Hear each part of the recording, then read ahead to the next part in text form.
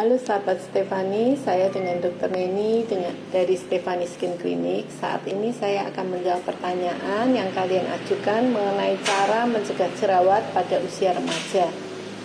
Sebelum kita membahas pertanyaan tersebut, tentunya kita harus tahu tentang bagaimana terjadinya jerawat tersebut. Kulit kita dibagi menjadi 3, yaitu epidermis, dermis, dan subkutis. Di bagian dermis atau bagian tengah kulit kita terdapat 2 kelenjar, yaitu kelenjar minyak atau glandula sebasea dan kelenjar keringat atau glandula sudorifera. Pada saat seorang anak memasuki usia remaja, maka terjadi penambahan hormon androgen. Nah, kelebihan hormon androgen ini akan memacu kelenjar minyak atau glandula sebasea ini untuk memproduksi minyak yang lebih banyak, dan minyak ini akan dikeluarkan melalui pori-pori kulit, di mana setiap 21 hari sampai 30 hari sekali sel kulit mati ini harus diangkat dan digantikan kulit yang baru. Coba kalian bayangkan seandainya minyak ini bertambah banyak dan kulit yang lama yang harusnya diangkat tetapi tidak diangkat menumpuk bersama-sama dengan minyak yang berlebih. Tentunya ini akan menyebabkan terjadinya komedo.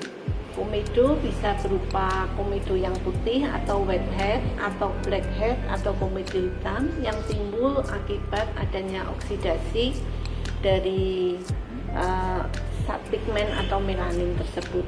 Nah, apabila bagian luar ini minyaknya sangat banyak, terjadi kelenjar minyak yang berlebih di mana minyaknya banyak, dan kemudian ada bakteri yang kita sebut dengan Cutibacterium acne ikut menginfeksi di daerah tersebut, maka akan terbentuklah jerawat. Jerawat yang awal pasti akan karena ada bakteri terjadi inflamasi atau peradangan yang kelihatan pada penampakan luarnya itu kemerah-merahan atau kita sebut sebagai papula. Tetapi sebagai efek dari tubuh kita untuk melawan terjadinya jerawat, maka sel perlindungan tubuh itu akan bekerja dengan lebih ekstra, sehingga akan terbentuklah pustula atau nanah di bagian ujung dari peradangan tersebut. Dan apabila efeknya berlebihan lagi, maka dapat terbentuk juga nodus. Nodus itu hampir sama seperti pustula, tetapi bentuknya itu bulat. Biasanya orang awam mengatakan itu sebagai jerawat batu. Dan nodus bisa bergabung sehingga akan terbentuk sistik atau bulatan yang lebih besar lagi, yang kalian rasakan terasa sakit, nyeri pada saat ditekan, dan benjolan itu apabila sembuh biasanya akan menimbulkan sekar atau jaringan parut yang sifatnya permanen. Kalau kita sudah tahu bagaimana terjadinya jerawat, tentunya lebih mudah bagi kita untuk tahu bagaimana cara mencegah jerawat. Yang pasti karena kebersihan itu menjadi yang paling utama, usahakan untuk kita mencuci wajah 2 kali sehari dengan menggunakan sabun yang lembut, yang ringan, dan tidak mengandung scrub. Ada beberapa pandangan yang sering mengatakan bahwa sebaiknya kita itu mencuci wajah itu sesering mungkin. Ternyata menurut penelitian justru itu tidak diperkenankan pada saat seseorang itu berjerawat. Kenapa? Karena kalau kita mencuci wajah itu terlalu sering, maka kulit itu akan menjadi lebih kering, dan akibatnya kalau kulit menjadi kering, adaptasi dari kelenjar minyak itu akan memproduksi minyak yang lebih banyak dari biasanya. Jadi karena minyaknya berlebih, maka resiko untuk terjadi jerawat jadi lebih besar. Kemudian yang kedua yaitu mengapa kita tidak boleh menggunakan sabun yang mengandung scrub pada saat kondisi berjerawat. Karena seperti kita ketahui bahwa pada kondisi berjerawat itu terdapat bakteri yang namanya Cutibacterium acne, di mana kalau kita menggunakan scrub maka seperti memindahkan bakteri ini dari satu tempat ke tempat yang lain, sehingga acne akan lebih cepat berkembang.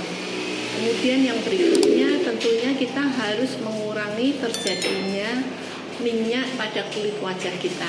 Caranya yaitu pada saat seseorang itu memperoleh keringat yang berlebih, maka segera keringat itu dibersihkan, karena keringat yang berlebih itu juga akan memacu terjadinya jerawat yang berlebih.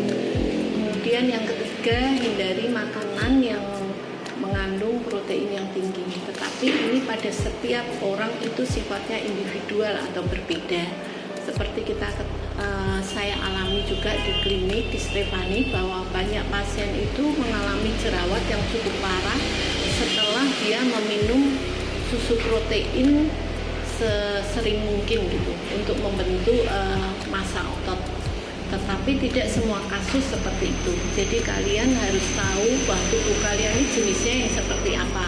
Kalau misalnya setelah minum susu protein lalu nggak lama muncul jerawat, berarti kalian harus mulai aware atau hati-hati dengan produk tersebut, dengan produk yang mengandung protein yang tinggi. Setiap orang itu berbeda. Kemudian yang berikutnya, sinar matahari yang berlebih. Jadi paparan sinar matahari yang berlebih itu akan menyebabkan jerawat juga makin menjadi lebih parah. Kenapa kita harus menyembuhkan jerawat secepat mungkin? Karena setiap peradangan itu akan menimbulkan sisa pada kulit kita. Kalau seseorang itu warna kulitnya cerah, putih terang, biasanya bekas jerawat itu akan menimbulkan berwarna kemerahan. Tetapi kalau seseorang itu berwarna kulitnya sawo matang, maka bekas jerawatnya akan terjadi kehitam-hitaman. Jadi selain karena perubahan warna kulit, kadang jerawat pun bisa menimbulkan scar yang bisa terjadi hipotropic scar, yaitu dimana scarnya itu pupeng-pupeng yang bentuknya beragam seperti pernah saya bahas di video yang sebelumnya, atau terjadi hipertrophic scar atau keloid. Nah, kalau sudah terjadi scar ini sifatnya permanen, sangat susah untuk menyembuhkan bekas scar ini. Jadi lebih baik kita mengobati jerawat itu waktu awal, karena begitu awal kita selesaikan, biasanya bekas yang terbentuk itu juga akan tidak menetap lama. Kalau kalian mempunyai jerawat dan sudah mencoba untuk mengobati sendiri tetapi tidak kunjung sembuh, kalian bisa melakukan konsultasi dengan dokter. Kalau kami di Stefani Skin Clinic biasanya mengobati jerawat itu berdasarkan kasusnya. Jadi ada akne yang ringan, sedang, dan berat. Pada kasus akne yang ringan tentunya kita menggunakan krim-krim saja, itu biasanya sudah cukup untuk membantu.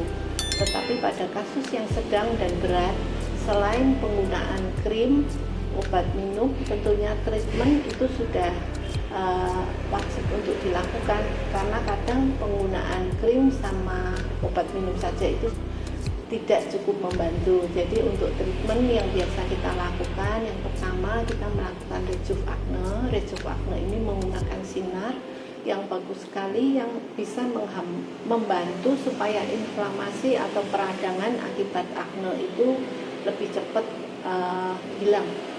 Sehingga kalau inflamasinya berkurang, risiko yang terbentuk akibat jerawat seperti scar atau pupeng itu bisa dihindarkan.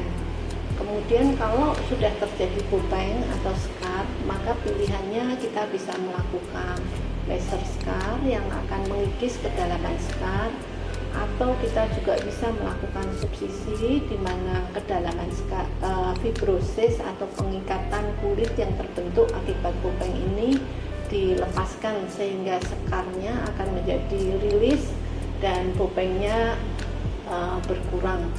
Atau kita juga bisa melakukan peeling acne. Nah, peeling acne ini tergantung pada kasus acnenya ya. Tidak semua kasus jerawat bisa dilakukan peeling. Tetapi pada kasus di mana komedonya banyak, maka itu pilihan yang tepat untuk kita melakukan peeling. Lalu saya akan menjawab juga pertanyaan yang sering diajukan oleh teman-teman, yaitu apakah kita boleh melakukan facial pada saat kita berjerawat. Kalau jerawatnya meradang, sebaiknya tidak. Tetapi kalau misalnya hanya berbentuk komedo di hidung, di dahi, tentunya kita boleh melakukan facial. Untuk sahabat Stefani, kalau misalnya kalian ada pertanyaan, silahkan tuliskan di kolom komentar ya.